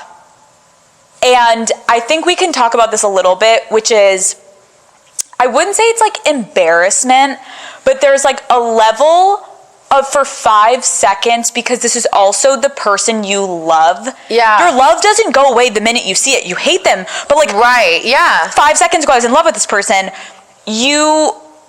There is a part of you that wants to be like, there's no way. Yeah. Like, it's not real. It's not real. But like, it is. But it is. And it's like that gut punch. Yeah. And it's like, do you have any advice? And I'll think too of like, for someone sitting there that just found out that they were getting cheated on, like, how do you mentally wrap your brain around being in love with someone that you trusted, and then the ultimate betrayal, and trying to be like, I want to go have them hug me because they're usually the person that consoles me, but you also fucked me, and like, I would be like, look, maybe have that moment right now. Give yourself an hour to have that moment or that night, and then get away from them. Like obviously we're still in the same house, but we're most definitely in different rooms. We have like, I know exactly like when he's coming back to the house, and I know we do not cross paths. That being said, like, as much as you can have that conversation, do what you need to do, get your ducks in a row, and then get away from them, and don't don't allow them to like come back into your life, because again, if it's somebody who is capable or talented enough, it's of being able to create those lies and stuff, they'll be able to create something to pull you back in at some point. And then, so you have to separate. You have to go no contact. You're so right. And then also, if you go back, they're just going to be smarter next time. Yeah. And that is, I think, the worst of like, there's going to be so many things that are said to you, but I also believe like there's one thing if someone comes to you and tells you and is like, I did this, I feel disgusting, I'm sorry. When you find it, when they're apologizing, they're sorry they got caught. Oh yeah. Keep if they are going to apologize, because I've had a lot of women that I've spoken to online since all of this have said, my ex was the same way. He was angry. He was yelling at me. He was pissed. And it's like, the house of cards has fallen, and they're angry about that. They're not so much like remorseful or upset. It's not about how you feel. It's about the fact that all the effort that went into creating this, to building that little house of cards, got blown over so fast, and now what? And I fucking love how much you talk about your friends, because I also love how you talk about this distortion of reality. Like the great Esther Perel always talks about, like when you get cheated on, your reality becomes so distorted and you are like wobbling essentially. You can't see straight because you are the person I actually loved most and trusted the most in my life, and you just ripped the rug out underneath me. You have to immediately surround yourself, and I know you're embarrassed. Part of you also sometimes doesn't want to tell anyone because you're like, you're like, oh my God, now I'm that person. Or, and then if you tell people, it's over. Right, once it's out. Well, it's like they always say too, like whenever, if you and your partner just get in like petty fights, like don't tell your friends, because they always say that, right? But it's like if it's this big of a thing, you got to do it. You got to do it, and you got to surround yourself with your friends as quickly as possible. And then that way they can also hold you accountable and be like, absolutely fucking not. You are not allowed, like this is not happening. And then also, if you are in a situation where you do have a gaslighter or manipulator and you have a friend over, you have someone sitting right there going, no, I heard what they said. I saw how they were. It's not just you. Because that was my big thing, is it was like there was no one else there. And so I would question everything. Yeah. And then my friends that were, at the house, like again, like when he came back and was like, why are you guys here?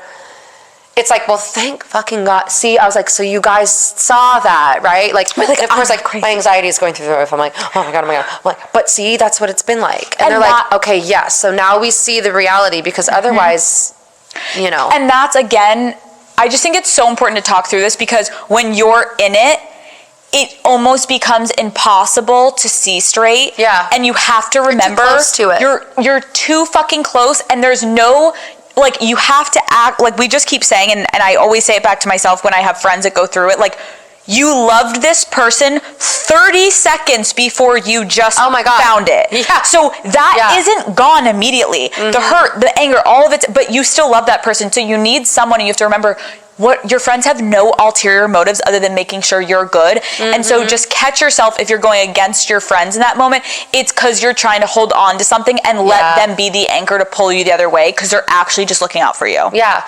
And talk to them about it. Yeah. If you're sad, you miss them, or you want to talk about like good times and stuff like that, talk to your friends about it. Like, and then but keep that no contact. I'm telling you, I think that was the whole like, in my life, blah, blah, blah. Because I knew that I would go no contact. I'm so proud of you. I knew that's hard. That's fucking hard. But I knew even if it was just a breakup, I knew I was going to go no contact. Wow. How did you know that? I just felt it in my gut that was like the way to go. And like in the past, I had not done that with other relationships. Yeah. And then like I've been on TikTok a lot the last like 3 years. And I would see stuff about that, and I was like, okay, I think that's like, in this situation, that's what I would have to do. Yeah. And I think that was, part of what was like, I don't know, like troubling to him or something. What, that you wouldn't speak to him? Yeah. What did he expect? Right, that we would do the Schwartz and Katie like dog custody thing. Like we're not doing that. No, you're getting the dog. Absolutely. Oh my, what is it, Jennifer Coolidge saying? I'm getting the dog. I'm taking the damn dog. Fuck you. That's so good. Wait, so you're like, I'm fucking taking the dog. Well, I paid for her adoption. My name is on her adoption papers. And she loves you more. I paid her vet bills. I took her for walks. I gave her baths. Like, see, these are Ariana, all things that I would do that he wasn't doing. He gets the batteries. You take care of the fucking dog. Yeah. Dude, no, but I get what you're saying, and that's another point. When you are so strong to be like, I'm not speaking to you, this is a boundary, motherfucker. Oh, it enrages them. Yeah, I think the setting of boundaries has been, you know, well, and you saw him at Lisa's breaking, like, I don't know if it was real or not, honestly. Dude, it felt a little bit like a performance, to be honest, but then also credible. And that's what I think, again, you kind of talk about, like, when you're going through it, let people actually help you guys, because doing it alone is torture. Yeah. You can't do it alone. You can't. Or you go back to the one person you love the most, which is the person that hurt you. Or you think you can. Yeah. And then you end up, you know, it's just not healthy, or you end up self-medicating or doing my classic way of coping is isolation. Or sleeping, and it's like, ugh. Well, yeah, he kept bringing that up, like, she just sleeps all the time, and like, yeah, maybe you should look inward. That is your partner okay or depressed, or like, what's going on? Like maybe her dog just died. Right, like be there for her. Get in bed. Yeah, get in bed. Get in bed. Get in bed, bitch. Like, what the fuck? Or like that, isn't that where sex happens? Right, you want sex so bad, she's laying in bed all day. Get in the bed. I'm in the bed. She's in bed, naked, waiting. Go in, talk to her, emotionally connect with her, and then get in. Right. Men are so dumb. Like, what? That actually sounds, right? Now that we say it sounds He's like, so she's simple. in bed all day, and you're bitching about not getting fucked? What are we missing here, Tom? Like I'm not in the place where it happens. Dude, okay. Rumor on the street is you're not single? Is this like a situationship? Are we in a full relationship? Are we just fucking? Are we having, like, what are we doing? What are we doing, Ariana? What's going on? I'm really, really enjoying myself. I am seeing someone. They live across the country in New York. So obviously, you know, it's kind of, there's that whole aspect to it. Right. But I would say it's like really, really great. It's good. And you guys met where? We met at a wedding. When? Like literally 10 or 11 days after I found this out, which people are like, what? Like, are you okay? And I'm like, literally, I just met this person. Right. We did not start dating when I met them. Right. We just started talking. Right. And then we were talking and talking and talking, and it progressed, and it's... Right. You had a moment to grieve. You're grieving still, but you can also fucking go see people. And also, it's like really nice, okay, so I met him at this wedding, and all we did was talk. Like, we stayed up all night just talking. Like, that's it. That's all you've wanted. It's literally all I wanted. I was like, quality time? What is this? And then he flew to where he lives, and I flew to where I am, and then we just FaceTimed and talked. And it was just like, oh my gosh, like, I'm getting to know this person, and the conversations we were having were like so amazing. It's not like we were like, we met and we're dating, you know, but like it was really great. And now I've been going to New York for work. And so when I go to New York for work, I've been getting to see him, and it's like so nice. You're having fun. That's what I think also people have to understand is like, there's nothing wrong with any timeline post something that traumatic happens. You have to do what feels right. And so people that are like, oh my God, it's so soon, Ariana, like, well, then you do like, if I was like down on one knee proposing to this man, I then would we'd be having intervention right now. We need to like reel it in. But like, you know, luckily for New York, being able to go every couple of weeks this last month, and just work, see my friends, see him, and like just really like love life. And honestly, like having someone that literally will be like, we'll be on the phone, and he'll be like, you know, we're working, we're doing stuff, and he's like, hey, can we just get like 5 minutes where we just like have like quality time on the phone? I'm like, are you kidding me? My dream the past 9 years. Literally. Dude, so I'm like, okay, great. This is just great. Give all the ladies advice of like, 9 years is a long motherfucking time. How do you not overthink it and allow yourself to be with someone that's not the person you've been with for 9 years? It's like a little bit of a mindfuck to be like open to getting back just out there. Open into anything. Yeah. I think, honestly, if you are overthinking it, be honest with yourself that you're overthinking it. And just say, like, I'm overthinking this. Yeah. Or this is where I'm at. Be honest. Yeah. I think that honesty and vulnerability, it's two of the sexiest things, I think, in any person. Yes. And even if you're just, like, going out on a bunch of, like, casual dates with multiple people, be honest with those people. And if they're, like, not down for it, then they're not for you anyways. Yeah. And honestly, just, like, being honest with yourself, too, and saying, like, this is where I'm at, this is what I'm ready for, this is what I'm not ready for. Because the day that I met this guy, I literally said, this is what I can handle. I can handle us talking. I can handle you telling me I'm pretty. I can maybe handle a smooch. But beyond that, that's it. Yeah. And he was very enthusiastically like, okay, great. That sounds great. I just want to hang out. Right. So I was like, okay, cool. Like, maybe, like, just be very clear about your boundaries and what you're okay with. Right. It's like, you don't have to go in and be like, so I have to be a fully... It's like, hey. And honestly, accepting, like, happiness and good things while you're healing...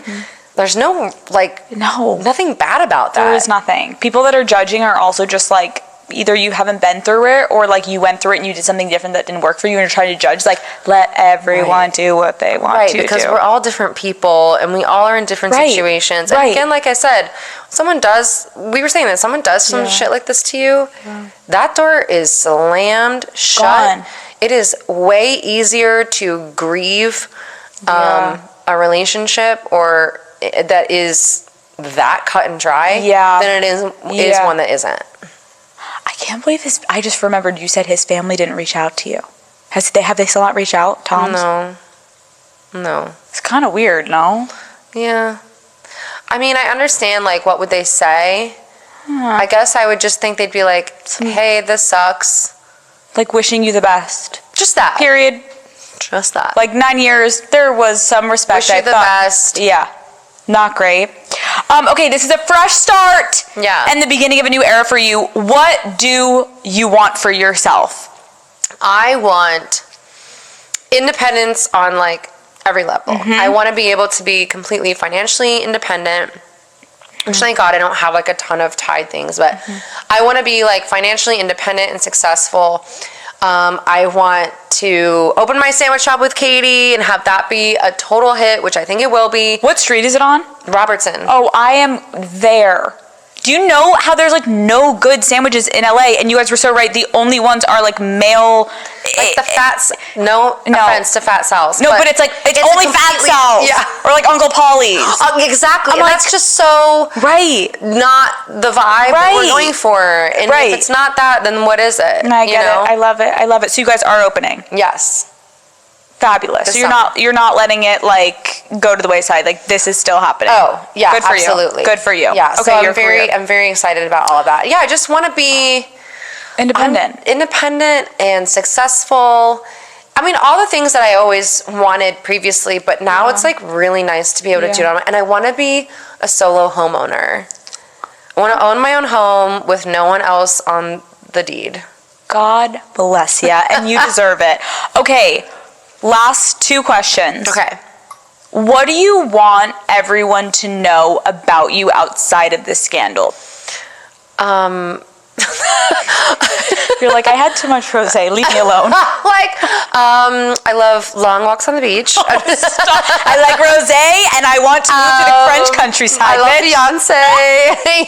And I'm like, okay, look, I just want people to know that, like, I understand that reality TV is very over the top at times, and yes, of course, we love the drama. I love the drama. I mean, I'm a Love Island stan, as we know, but I just want people to know that, like, again, like what you were saying, like, on the other side of it, we are real people.